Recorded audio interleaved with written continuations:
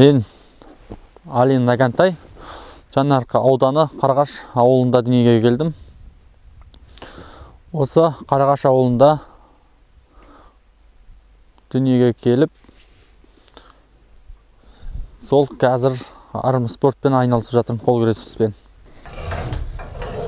Мен 7 оққаннан бастап айналым. Мақсатым әлем чемпионы болу, Алла қаласа. Мынау көтеріп тұрған кіртасы дейміз бе, бұл жүгі қанша мынау? 40 килограмм. 40 килограмм, иә? Осыны тоқтамай неше рет баса аласың? Санамаппын, біраз басам. Күніне неше рет айналасың? 4-5 сағат. Айналып күндігін сол 4-5 сағат дайындаласың? Аха, 4-5 сағат. Таңертең 1 сағат, әбетте 1 сағат, кешке 2 сағат. Ал енді мен Нагантайым жөнінде айтатын болсам, Нагантай өзі кішкентайынан өзі зерек, техникаға не болды, құштар болды. Өзі неше түрін ойлап тауып, дайындалатынның бәрін өзі қолынан жасаған. Мысалы, өзі керек нәрсені, көбіміз етін жасайды, техника, мәшинемнің бәрін осы Нагантайым жасайды. Моторын да жасайды, несінде ешкімге мен жалына қоймайды. Енді мынау қол күресте енді неге дейін барып қайтты, Ақтөбеге дейін барып қайтты, әлем чемпионына дейін. Аллаға шүкір, міне жеңілісін көрген жоқпыз енді. Алланың несі шығар енді. Осы Нагантайым енді әлі биік белестерден көрінеді деп есептеймін. Енді күресті не барысында енді бұл әлгі Алланың берген сыйы ғой, енді бұл жеңіліп қалады деген Алладан енді тілеп тұрасың ішіңнен қанша еткенмен. Бірақ енді жеңіліп көрген жоқ енді. Өз алдымда, көз алдымда. Тауба, енді осы өзі мынау үйленген, кішкентай немерем бар, Раянна деген. Енді осы Алматы мен балаларымның қызығын көріп, осылардың ортасында жүре берсем. Өзіңіз қалай жасыңызда палуандық? Енді бізде табиғи ғой қазір енді палуандық. Мынау Халилин Ерден екеуміз бірге оқып, бірге жүргенбіз. Енді ол Ерден біледі енді біздің та. Ол спорт несіне кетіп қалды да, мен ауылда осы Қарағаш орманшылығында осы ағашпен алысып қақ қойдым енді, шын айтқанда. Спорт жағы болғанда енді бір адамдық күшіміз бар енді. Мынау ең алғашқы алғаным 10 сыныпта 1-ші орын. Одан кейінгі жетістіктер қалғандар. Осы Қарағанды облысы көлемінде Қазақстан көлеміне шығырсың, қазір? Енді бастадым Қазақстан. Қарағандының көбісі Қарағандының нелері, грамоталары. Мынау 1-ші орындар. Мынау Сәкен Сейфуллинде алған 125 жылда алған сертификатта естімізше бұл жерде салмақ бойынша емес абсолютке түстің, Иә. Салмаққа да абсолютке да түстім. Ол кезде барлығын жеңдім просто. Бір салмаққа ғана еді. Түсіндіре кетейік, абсолют деген бұл біздің қазақ күресіндегі түйе палуан тәрізді салмаққа қарамай. Барлық салмақтағы жігіттер қол күрестіреді. Қанша адаммен бір күнде шықтың сонда? Білмедім, есімде емес ол кезде. Кемінде сол 5-6 адаммен шығып отырасыңдар ғой? 5-6 адам, 10 шақты кете береді, біраз адам болады. Енді Нагантай өз баламыз кішкентай кезімізден көз алдымызда өсті. Бұл Нагантайдың мамасымен мен класстас едім. Мамасымен класстаспын. Қолымызда өсті деуге де болады. Бітті мектептен бұрынғы кезі де көз алдымызда өте ширақ болды. Одан кейін мектепке бізге Қарағаш ауылында бастауыш мектеп оқығанмен бізге 5-ші сыныпта біздің мектепке келді. Сол 5-ші сыныптан бастап класс жетекші болдым. Одан кейін енді 2015 жылы мектеп бітірді. Осы кезеңде мектеп уақытында өте ширақ болды. Енді бесік оқыды деп айтпаймын, дегенмен өзінің қабілет несін көрсете білді. Ақыл ойын, дамуын барлық қалыпты өте жоғары дәрежеде екенін көрсете білді. Шахмат, шашки ойнайтын, тоғызқұмалақ ойнайтын бос уақытында. Сосын мынау дене қимыл спорттарына өте жақсы тұғын. Отыра қалып ұлдармен кейде ұрысқан кезімізде болады, қол күрестіріп ататын. Қайсарлығын айтам. Қайсарлығы тура шешесі. Айтқаннан қайтпайтындығы, шапшаңдығы да алмайды. Дегенмен жаңағы мейірімділігі, қазір біздің класстың қыздары естеріне алады. Нағантай сондай елгезек еді, жүгіріп бәрімізге жанашыр болып жүретін еді деп. Міне сол мінезі папасынан алмайды. Папасында көпшіл, жаңағы. Енді айтсам жаңағы үлгілі отбасынан шыққандығы көрініп тұрады. Барлық іс-әрекетінен, мінезінен, Нағантайдың жаңағы өте алғыр бала, жаңағындай елгезектігінен көрініп тұратын. Мектепте де сол жүгіріп, мектептің қоғамдық жұмыстарында, ұйымдастыру жұмыстарына өте бейім болды.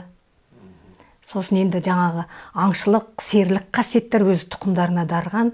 Кішкентайынан білем мен оны. Жаңағы кішкентайынан мүмкін табиғаттан берілген шығар. Қарағаш орманында өсті ғой енді. Осы кез өсіп өнген мектебім. 5-ші классқа дейін оқыдым осы жерде, осы мектепте. Сол осы жерде 20 болғандықтан қазір 4 классқа дейін қалды. 4 классқа дейін қалды. Одан әрі қарай? Одан әрі қарай Ынталы мектебінде оқыдым одан. Ынталы мектебінде. Нағаным енді жас кезден өзі еңбек сүйгіш. Осы спорт жағына бейім болды өзі.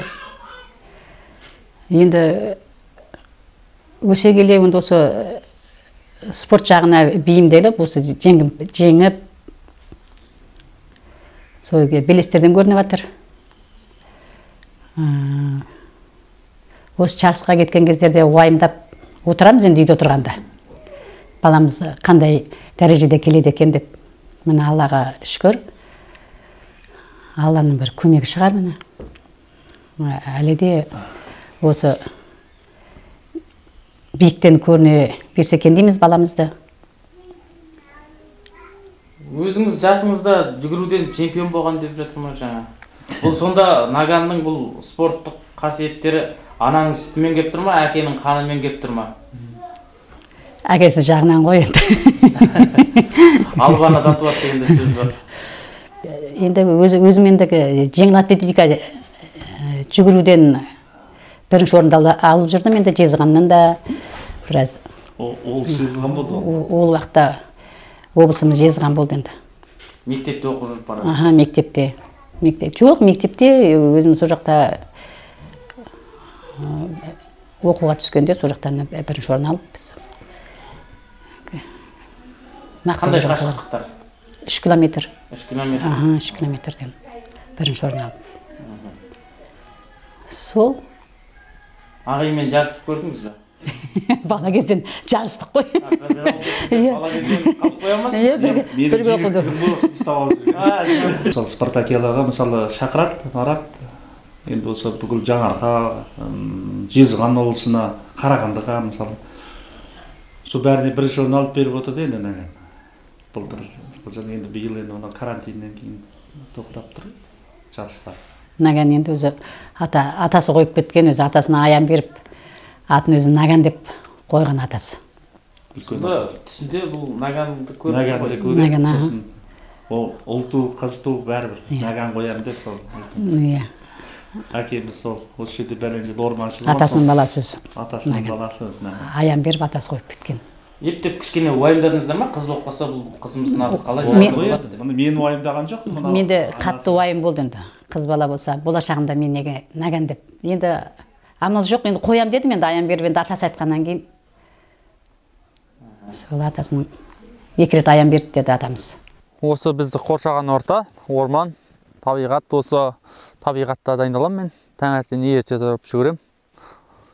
Осы жолмен күнде ерте тұрып. Қанша шақырымдай жүгіресіз? 3 шақырым. Барып қайтасыз? Аха, 3 шақырым жүгірем. Мынау Наган інім енді өзі қол күреспен қатар жастайынан өз темірге әртүрлі заттарды жасап шығарған жақсы көреді. Мынау енді өзінің ойлап шығарғаны ана жерде несі тұр жасайтын.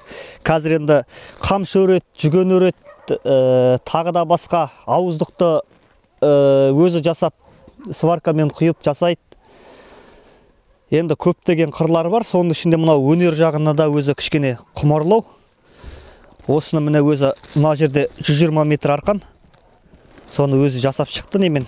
Қолдан жасалған несі бар, арқан десетін, сонымен жасап шықты. Енді ауылда тұрғаннан кейін ауылдың азаматтары, ауылдың жігіттері жалпы еңбекке құмар ғой негізі. Бізде ауылда біз ғана емес, барша ауылдың азаматтары негізі осындай тірліктермен айналысады.